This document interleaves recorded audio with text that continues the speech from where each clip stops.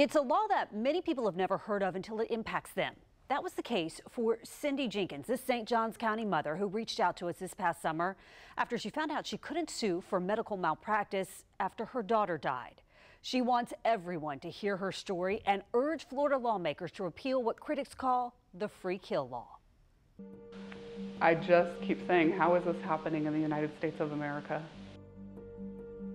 It's been 4 months since Cindy Jenkins' oldest daughter, Taylor, died in a Florida hospital. Taylor was just a gift to the world. She was full of love and light. Everybody loved her. The gaping hole left in her mother's life is hard to put into words. Oh, sorry. Making it even harder, she says her daughter died due to hospital negligence. I just think, what a senseless loss of a life. Taylor, a flight attendant who grew up in Clay County, had been out celebrating St. Patrick's Day in Orlando with friends when she was in a car accident.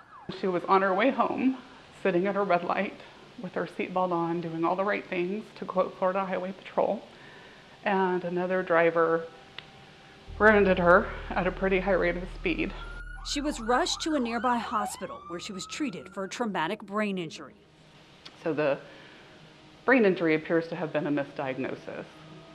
Jenkins says doctors failed to identify a torn artery in her daughter's pelvis until it was too late. She comes out of the CT and they realize she has a life-threatening torn artery. And pretty much she had gone into heart failure, organ failure.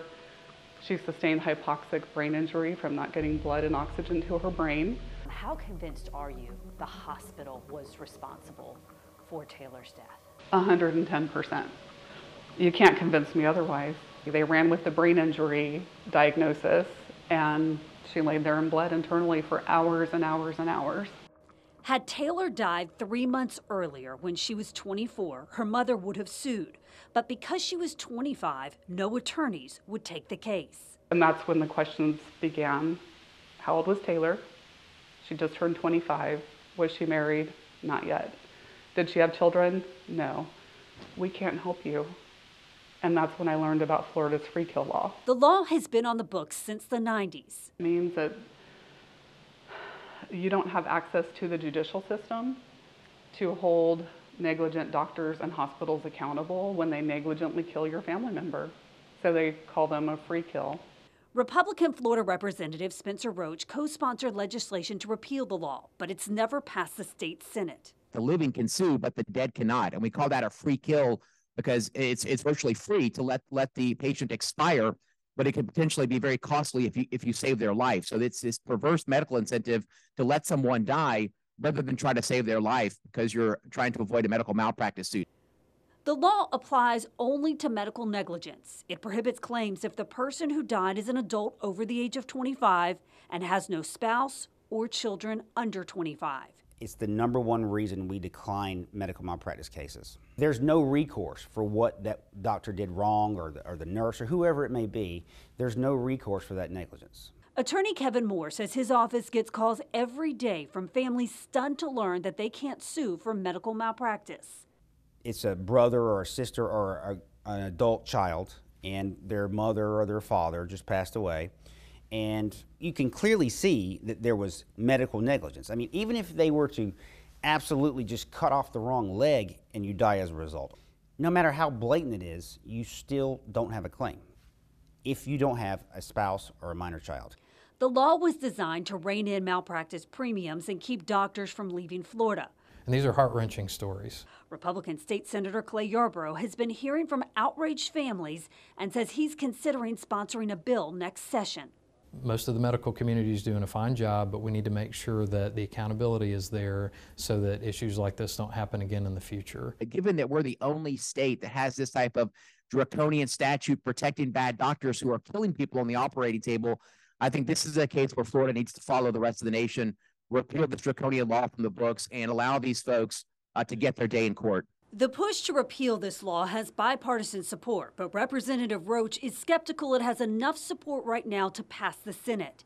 That's why Jenkins is urging Floridians to make their voices heard, so no other family is barred from having their day in court. If everybody in every district reaches out to their senator and says, no more, The people have spoken. We do not want this law.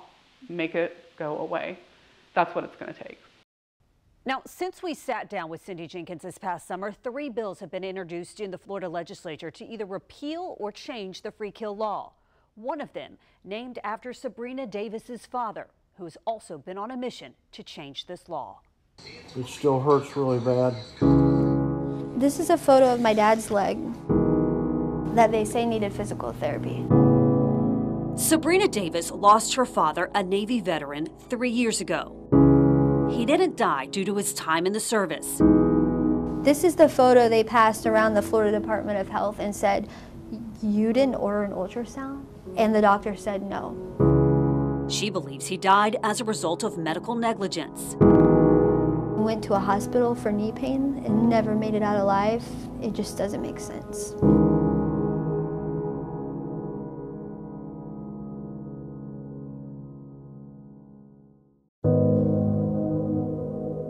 Keith Davis was 62 when he went to the hospital near Tampa in October 2020. Like I said, it won't point straight up. My dad sent me a video of his leg where he actually states he can't point his toes up. That's a classic indication for a blood clot. Despite his documented history of a blood clot years earlier, an ultrasound was never performed. 5 days after he was admitted to the hospital, he died. At that moment, I felt a piece of me just leave my body. Like, I felt like a part of me died too. An independent autopsy revealed what the doctor failed to detect caused her father's death. And they said, "Sabrina, your dad had a 9-inch long blood clot in his left leg. A piece broke off, went straight to his chest, and it killed him."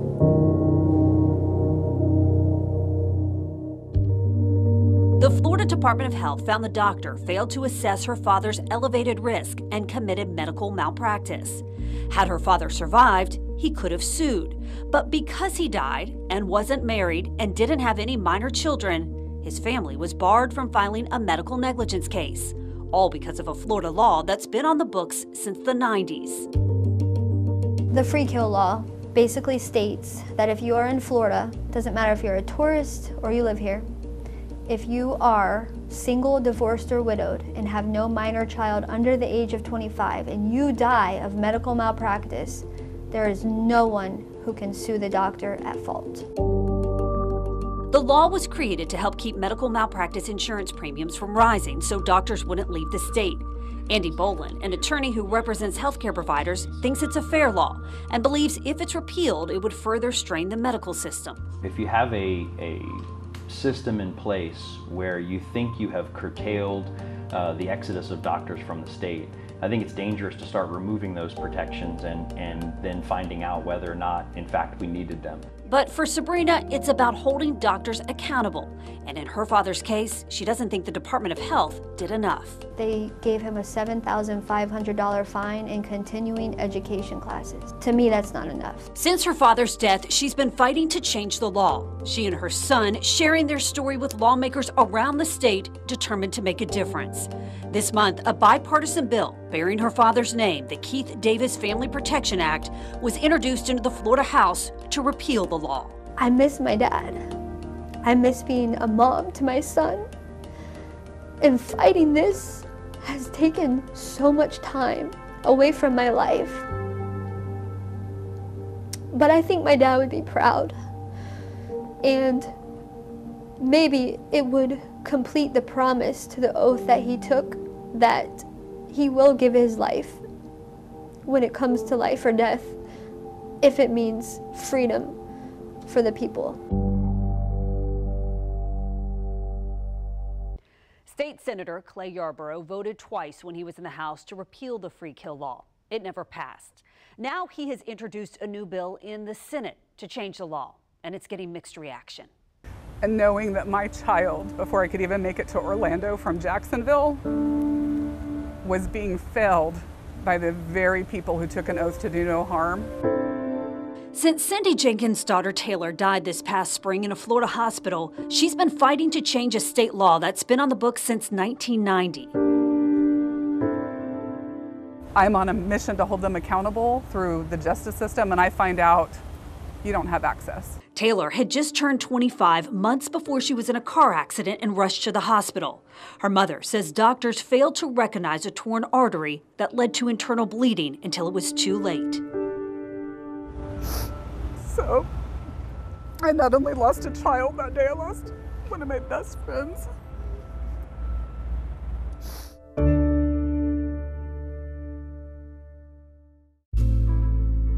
She believes her daughter was the victim of medical malpractice. She turned to numerous attorneys for help and kept hearing the same questions.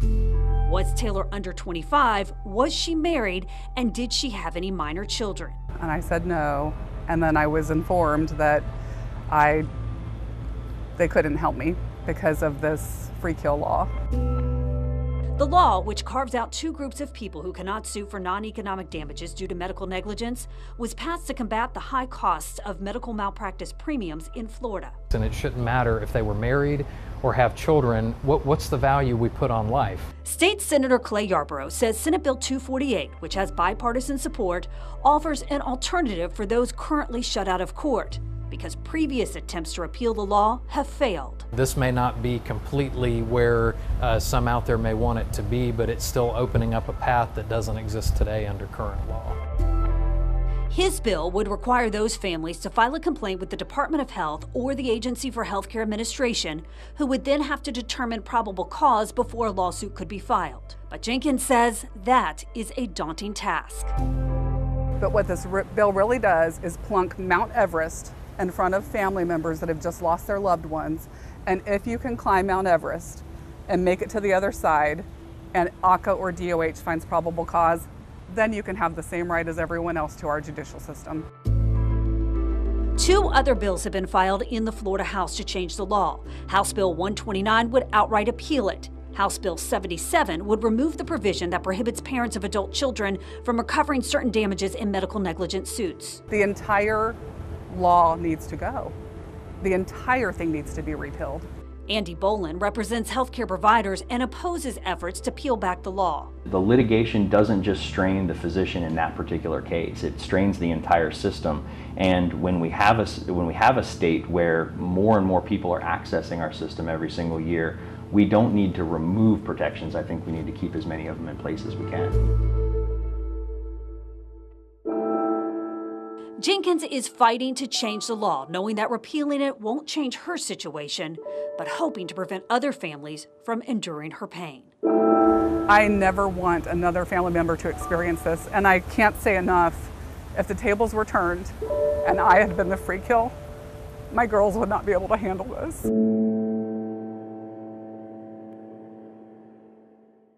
Families fighting to change the free kill law had a chance to give their input to state lawmakers at the Duval County delegation public hearing ahead of the upcoming legislative session. And that's where we met JoJo's mom.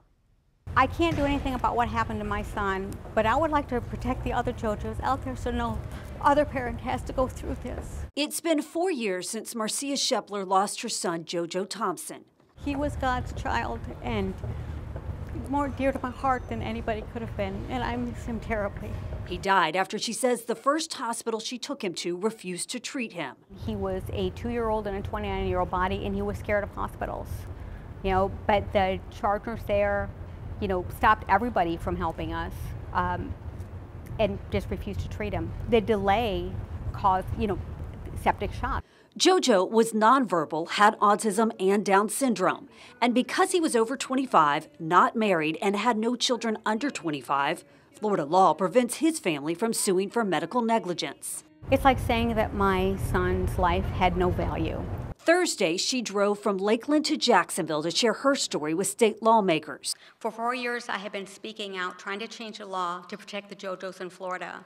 And I'm pleased this year there seems to be a concentrated effort to make that change. State Senator Clay Yarborough, who filed Senate Bill 248 that would allow families like hers to sue if a state agency first found probable cause, listened to those opposed to Florida's so-called free kill law. to think that my dad's life mattered any less because he was single and I was over the age of 25, it's just wrong. This is an important topic that I'm engaging in Tallahassee this year, so if you could give us any other helpful information just briefly, I'd appreciate it. And I do believe there's successful ways that we can create and come together to allow equal access for families where there really is medical malpractice found, and it will do nothing more than raise the standard of care and help all Floridians to have safer and better health care in Florida. Families holding on tight to memories of their loved ones. While holding out hope, lawmakers hear their pleas for change. I put him next to me when I say my prayers in the morning at night. I still read the Bible to him at night, to his picture. And I hope he's looking down at me and he's happy with the fact that I'm trying to protect people like him so this doesn't happen to anybody like this again.